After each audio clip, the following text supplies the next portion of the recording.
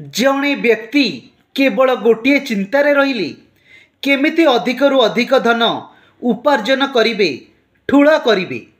तांको पत्नी कहिले तुमे दिन राति भूली जाई काहेकि एमिति धन ठूल करिवा पछरे लागिछ। धनिक उत्तर देले, मूर्ख देखि पारुना कि आमे धनी हेबा द्वारा कि लाभ होईछि। धन पाखरे थिले तुमे सुख शांति ठू आरंभ करी सबुकिछि पाई परिबो। दरिद्र हेले कौन हुए ताहा तुमे जानी नाहो कि। पत्नी नीरव रहिले। दिने सकाळ धनिक निदरु उठिबा बेले पाखरे जमराज को देखिले। जमराज कहिले, मो सहित चल, तुम परमायु पूरी गला। धनिक कहिले, पूरी गला? मो बयस केते कि मु तो 50 छुई नहीं। जमराज कहिले, तुमे बोधुए पागल, नहले एमिति कथा काहीकि कहंत। हौ एबे आम हाथरे समय कम। धनिक प्रकृतिस्थ हेले।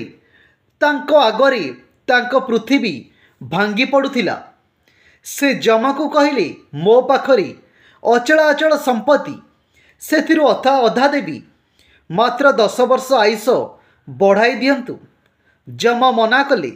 सेठु धनिक कहिले, हौ सेतक नेई वर्षटिए दियंतु। जमा मना कले। धनिक कहिले, मासटिए हौ नहले सप्ताहटिए नहले दिनटिए आयुष बढ़ाई दियंतु। जमा कहिले, समय नष्ट करना, आउ मात्र 5 मिनिट रहिला, बाहर जल्दी। एथर धनिक असहाय दिसिली।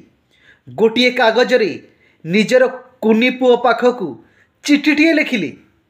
पुओ बड़ हेले पढ़िबू, धन थिले सबु किणीहब बोली भाबिथिली, किंतु देखुची मो सबु संपत्ति बदलरे गोटे भी अधिक प्रश्वास किणी पारिली नहीं। समय सरी जाइथिला एवं धनिकंक निष्क्राण शरीर लोटी पड़िला।